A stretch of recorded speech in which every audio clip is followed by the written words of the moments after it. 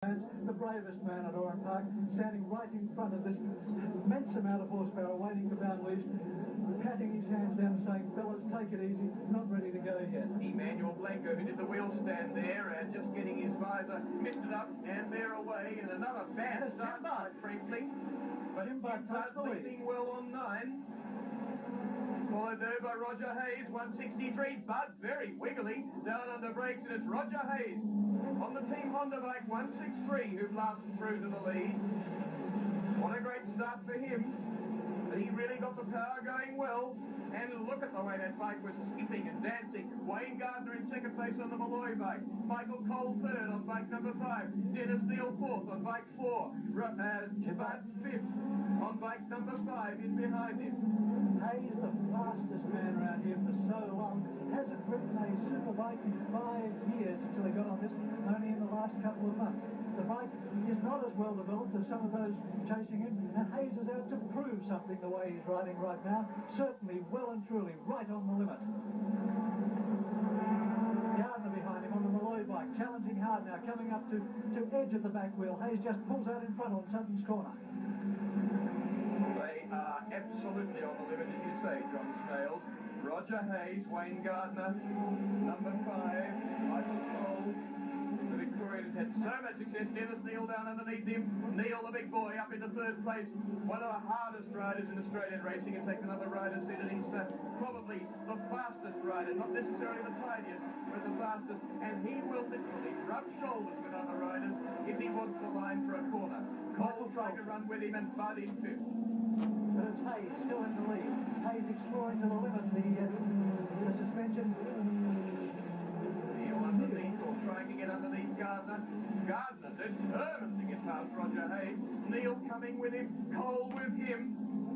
So much horsepower on such a small section of track. Oh, and down goes Bud. But he'll be up and away. Well, that bike was looking wonky, and providing nothing's damaged, he'll be bump starting it away again. Jimbard trying to build up speed. He hasn't got enough speed to bump start it. No electrics on this bike, so it has to be push started. Does it go now? No. Tantalizing. Nobody there to push it for him. Trying again. 15 kilograms of electrics taken off the bike, but Bud now can't get the thing started. Start now, though. He just needs a bit more speed. And it'll be a crackle and a rasp. Not enough speed. See the back wheel locking up there as the field spears away from him. How much compression has that bike got to not start?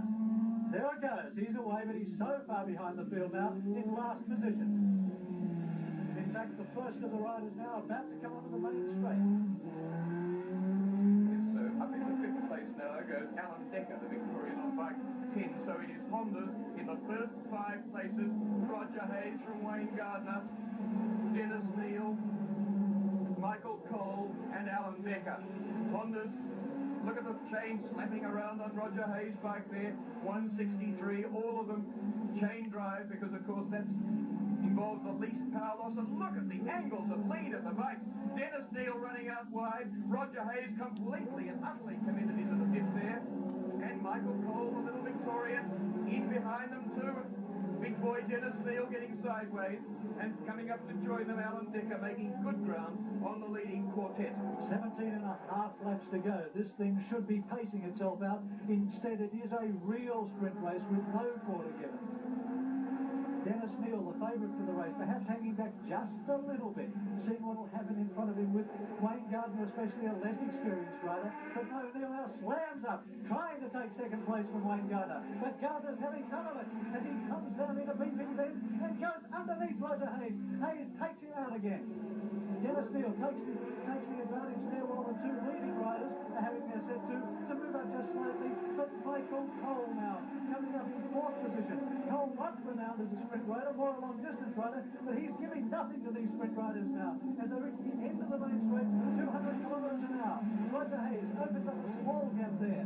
Neal into 2nd place. Gardner back to 3rd. He won't like it. Big boy Dennis Neal, look at him. Big, good-looking man with a grey beard, broke both legs, and he's into the lead. Broke both legs in a bad accident a couple of years ago, but one of the most forceful riders on Australian racetracks. And there he goes into the lead from 3rd to 1st in a matter of a couple of quarters. Now wrapping the power on. 9,000 Roger Hayes. Look at the standard chassis flexing and weaving as the bikes go up there as they force on the 100-odd brake horsepower and ride them so well. Big difference between Neil's bike and Hayes' bike. Neil's bike was fully developed in Japan. The chassis of the bike is a full Japanese workout. Meantime, Roger Hayes' bike there in second position is a local 900cc Honda chassis with the RSC engine put in it. In other words, it's a standard motorcycle with a Formula One engine in it. Now, how can anyone be expected to ride a beast like that? And also waiting for bigger pistons. But here's Wayne Gardner. He wants Roger Hayes holding behind them, and they know the threat. But if big boy Dennis Neil gets away, look at the three of them on the straight there. 9,000 revs in third, 9,000 in fourth, then in fifth, and down through the sweeper. But big boy Dennis Neil, so much in command of these big bikes. And it's Michael Cole now in the second position. Michael Cole, the long-distance rider, has turned into a sprinter for today. He on the other works RSC Honda. It's just showing that the sophistication of the fully built Japanese motorcycles is where it's all at, because Cole was managing to get ahead of the two local builds. Gardner was arguing over second place, but the others didn't hear his argument and is now in fourth place. And Alan Decker in fifth behind him. And this 20-lap race they've completed. They have 16 to go, 15 at the end of this one. So they're coming up to complete 5 as Neil starts to assert himself in the lead. How does he know the limits of that big bike so well that he starts to pull away from very similar motorbikes? The big man on the bike, the biggest of them all. So committed, but so riding so beautifully.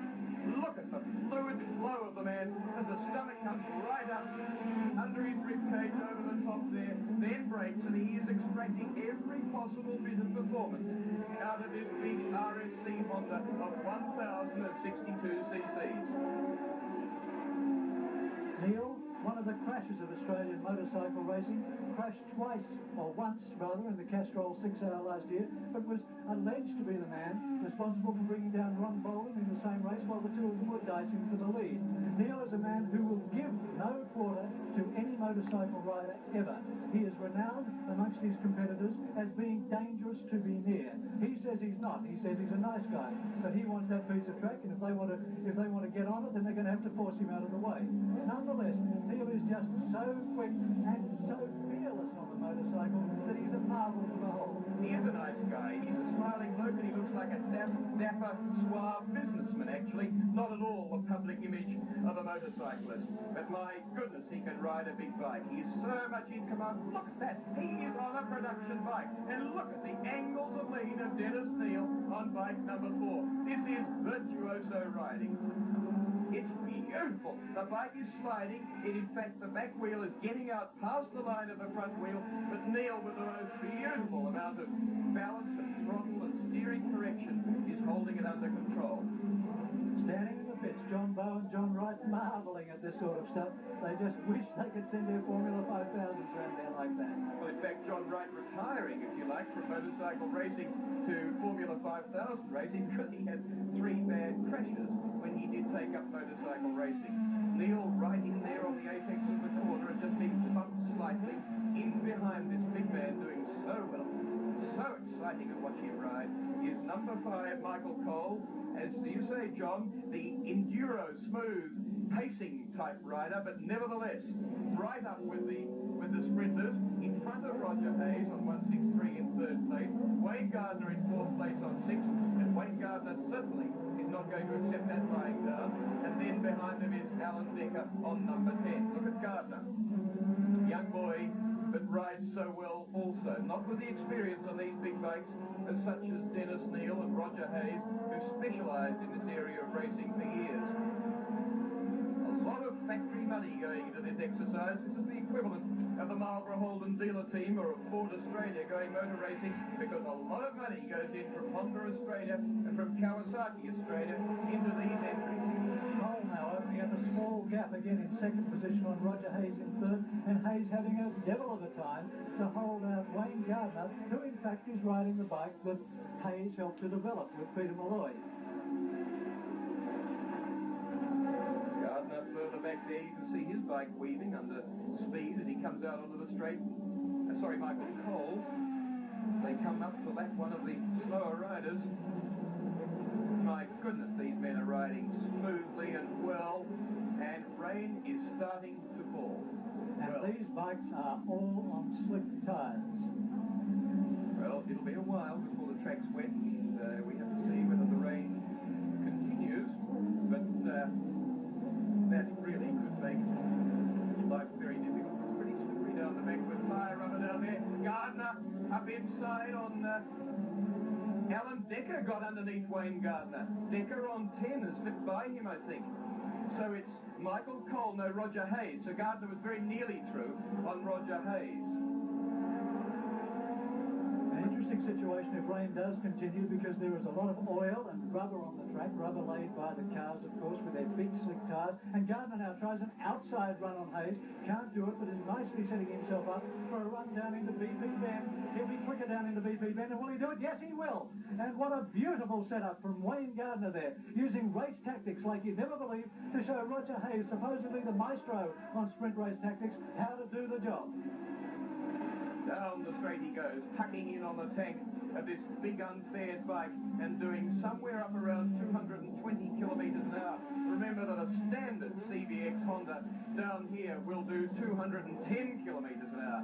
So these superbikes probably doing in fact 225, 230 kilometres an hour down the straight there. No fairing, and the force of the wind on the riders at that speed is something fearsome. And here's Gardner trying to round up Michael Cole. As they come up to lap 83, that's Graham Wong. He'll be wondering what on earth is he was this quintet of riders last pass. One reckon that sort of riding is magic. There he goes, Gardner now trying to get on the outside of Michael Cole. Can he do it? Well, something's going to happen, but no, he hasn't. No, not quite. Well, in some ways I'm glad he didn't, because I reckon if he got through, he'd have had to come off. He'd just have had to produce angles of lead and ask for grip from his tyres that was not there. Roger Hayes further back, Gardner doing the charge now. In the meantime, the race leader, Dennis Neal on number 4. Gardner, though, wants to go forward in the field, wants Michael Cole's position. Michael Cole, the man who debuted the 6-cylinder Honda in world racing. The rain getting sharper now, and there's the sign. So the officials have thought that it's getting bad enough to warn them of it. Drips can be seen on the track, although it's by no means covering it at this stage. But just put yourself in the situation of this sort of speed, this amount of power, with slick tyres, nothing. Look at the rain, you can see it there on the track now, and you can see it falling.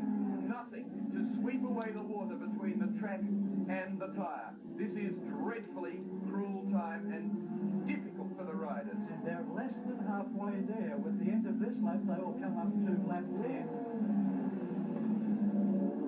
Which means that they've got half the race to go in these conditions. And Dennis Neal is the first one to call quits.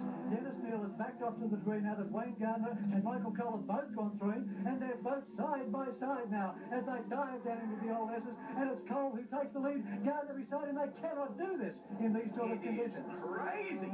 It is madness. Wayne Gardner is a known wet weather rider, and I think his reputation's going ahead of his judgment here somehow. He rode the Ducati here at the Coca-Cola 800 in the rain and blitzed the field, and yesterday in the rain he was very quick. But my goodness, what he's trying to do here is unbelievable. Okay, and Michael Cole's prepared to argue. Okay, so it's not wet down this end of the circuit, it's raining at the other end of the circuit. It's just starting to rain up here now. And it's Wayne Gardner who's taken the lead. Now, Gardner is the rain master. That's what they say he is. He's showing his team that he's quite happy, but it's Michael Cole who uses the superior power of the Honda to go through again. 10 laps to go in this 20-lap race, just half race distance, and the most vicious stroke of luck for these riders. Gardner from Michael Cole now. Then Dennis Neal, who doesn't like the rain as much as they do. Frankly, if any of them like it, they're masochists. Further back, and look at Neal running wide there. He really doesn't like it. He's not at home in the rain. Well, there's a race situation change because of the weather. Spectators and officials now reaching for umbrellas. That's how wet it is. And Dennis Neal shows you there what happens when you put the power on. He was probably a gear higher there, probably in second gear, and yet the bike was still doing it. Using his foot now, of course, as you saw, to pivot himself around the track to keep the bike upright. Look at Wayne Gardner.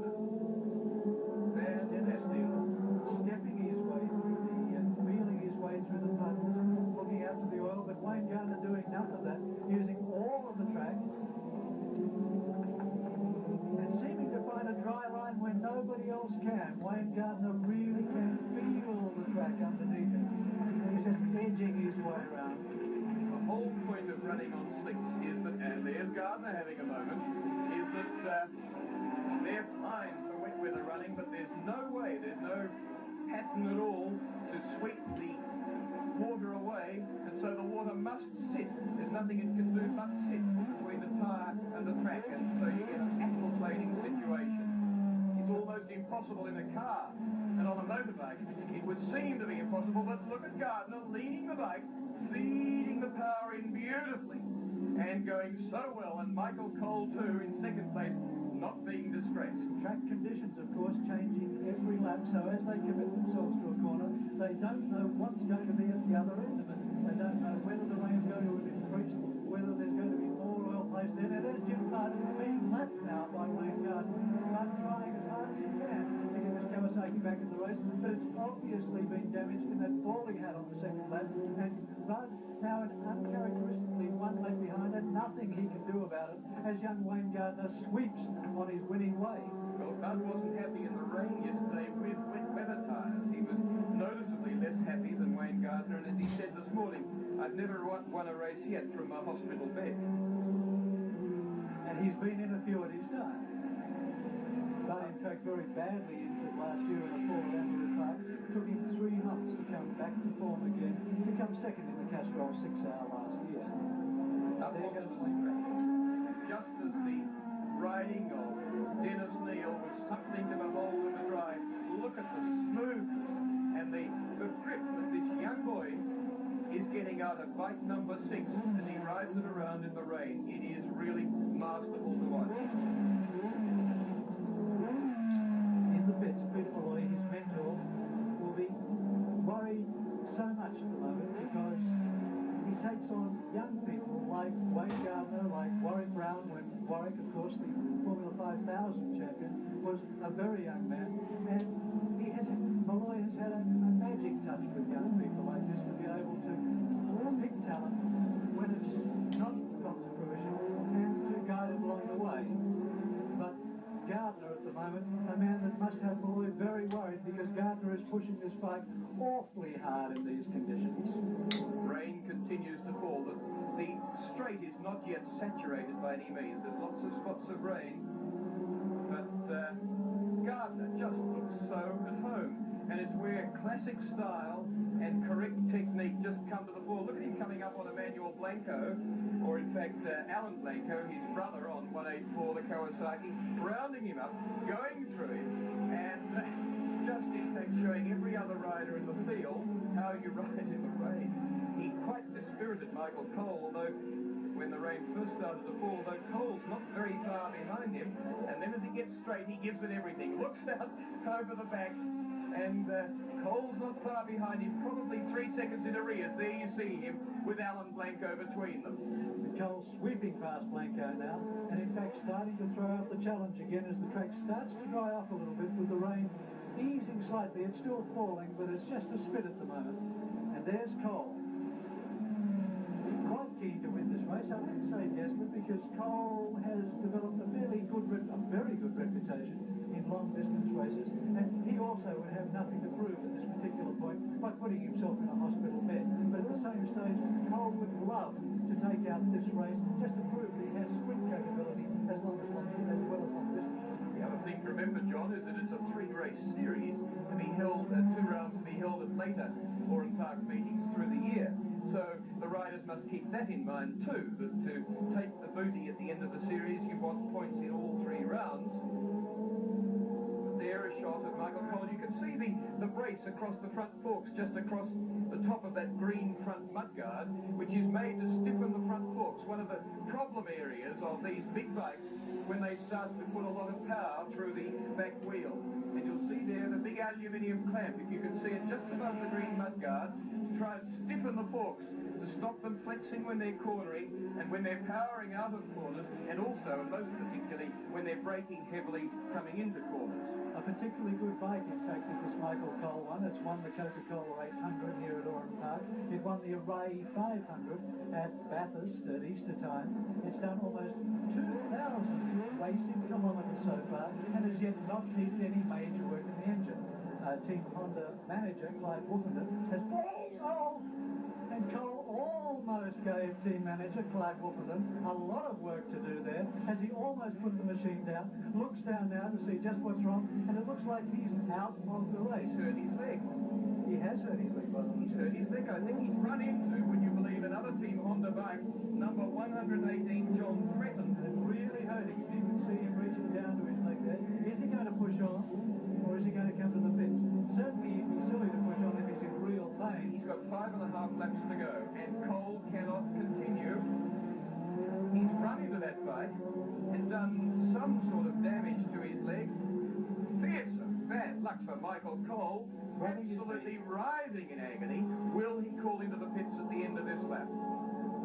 Here he is with John Thretton again, the man he ran into, and another Team Honda entry on an 812cc Honda. This time he says, "Thank you, I'll go by." And not Thretton's fault, because everybody's coping with some fairly severe problems on this slippery track. Perhaps as the thing starts to warm up a bit and get better, he'll keep going. I suspect that he will. Michael Cole coming down, and it's decision time now, with 5 laps to go in this 20-lap race, and with agony, coming onto the straight, looking down and trying to forget about it as he goes off down the straight again. Holding his knee now as he rides down the straight, 120, 125 miles an hour, going laps at it again. Michael Cole back into action. The only thing he can now do is commit himself to the riding and try and get the pain that his leg must obviously be giving him. Max Thompson, he's coming up onto there with his longer hair trailing up the back of the helmet on bike number 25, the Total Hunter Suzuki, a Suzuki 1000, rounds him up and dispatches him in no mean fashion, the B-grade rider, and on his way. Well, Cole's injury certainly taken the pressure off Wayne Gardner, who's now in a firm lead. Cole goes up over the Brixton Bridge and down into the Essence. Here's the leader coming round Sutton's Corner. Up to that, Jeff Anderson in bike 64 with the wonderful entry name of Equipped Confusion. And to add to the confusion is the rain, of course, as Wayne Gardner goes past the team with obviously a fair sense of humour. Gardner looks behind him, cannot see anybody anywhere, and wonders just what is going on. Gardner by a long gap back to Cole, still holding on to second place. Bike 5. A long way back further in second place. Gardner has blitzed the field under these wet, slippery conditions. Gardner, in fact, the man who in the Coca-Cola 800 race here some 3 months ago absolutely drained the field in the wet opening lap conditions, went on a Ducati. He opened up 4 seconds a lap, or gained 4 seconds a lap on Greg Hansel on the works Kawasaki. Dennis Neal is a long way back in third place, and it's an equally long distance back to Roger Hayes, holding down fourth place on 163. But the field really has split up after that frantic opening laps. As we look here again at the fabulous style of Wayne Gardner on a wet track on slick tyres on bike number 6, with such a big lead and with 3.5 laps to go. Wayne, a young man. Wayne, a young man who's getting a lot of riding experience recently. He's riding 350cc Grand Prix machines as well, and is certainly being discovered by a lot of people. And there we go. Graham Crosby did it when he was in the lead last year, so Wayne Gardner reckons he should be doing it as well. So from here on in, it's showmanship from Wayne Gardner. Well, you're entitled to a bit when you've done such a great job as Wayne Gardner. What I was saying earlier was that the right line, beautiful braking technique, smooth work on the throttle is the essence of going quickly at any time, but it's accentuated in the rain. And Dennis Neal, as I said earlier, one of the riders said he's the fastest rider in Australia, but not necessarily the smoothest. And that's what it amounts to. That Dennis Neal's forceful style of riding really does not suit wet and slippery conditions, particularly when you're on a slick tyre. Peter Malloy will be absolutely jubilant. He took six-hour victory, Roger Hayes and Jim Budd, but he hasn't been nearly as prominent in the motorcycle field as he's been in car racing. He's been persevering with this bike. They had mechanical troubles with it at Bathurst, also in the Coca-Cola here in March, but now to see it running so well and to see Gardner riding it in such beautiful style, Peter Malloy will be thrilled. In fact, Malloy is doing a lot of work on motorcycles at the moment, not only this one, but he's doing a lot of his business as well to tuning the superbikes for road going purposes.